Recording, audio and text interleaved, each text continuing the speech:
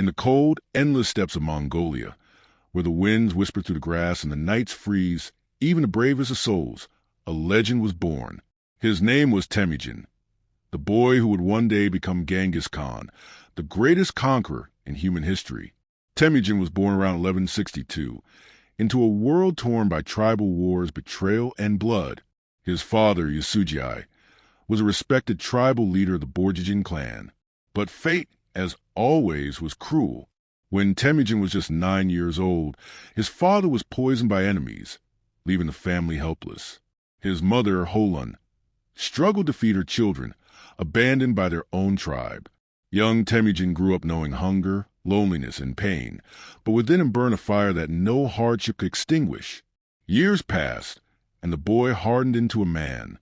He learned the art of survival, hunting, and the brutal laws of a steppe. But above all, he learned loyalty and revenge.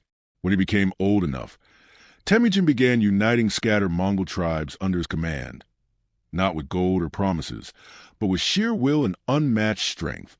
He believed that only unity could bring peace to the Mongol people. His charisma and wisdom drew warriors to his side, men who saw in him something greater than a leader. They saw destiny. But destiny is never earned without war. Temujin fought battle after battle, against rival tribes, treacherous allies, and powerful khans who refused to bow. His greatest rival, Jamukha, once his blood brother, became his sworn enemy. Their conflict would decide the future of the steppe. After years of struggle, Temujin defeated Jamukha, showing mercy to those who surrendered and destroying those who resisted.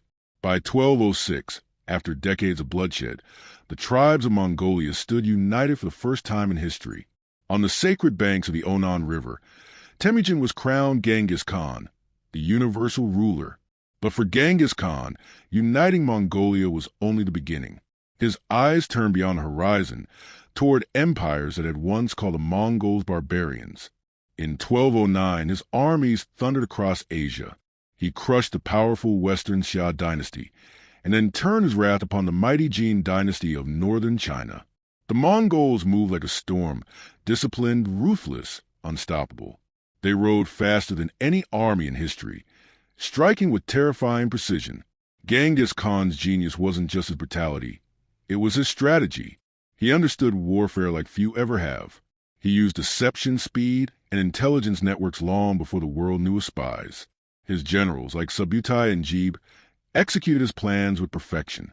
But Genghis Khan was more than just a warlord. He was a visionary ruler. He created laws known as the Yasa, which brought order to his vast empire.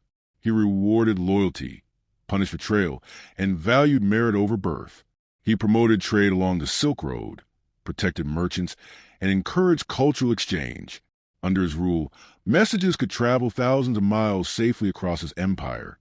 His horsemen carried news faster than any messenger of his age. The Mongol Empire became a network of power and communication stretching from Korea to the Caspian Sea. Still, the world trembled. In 1219, Genghis Khan turned west toward the Khwarezm Empire, a rich Persian kingdom that had insulted his envoys and killed his ambassadors. The retaliation was swift and merciless.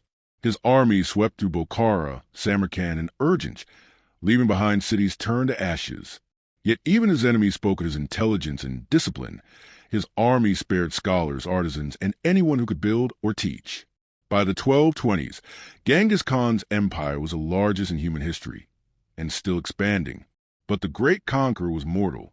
In 1227, while on a campaign against the Tangut kingdom, Genghis Khan fell ill, or perhaps was injured in battle.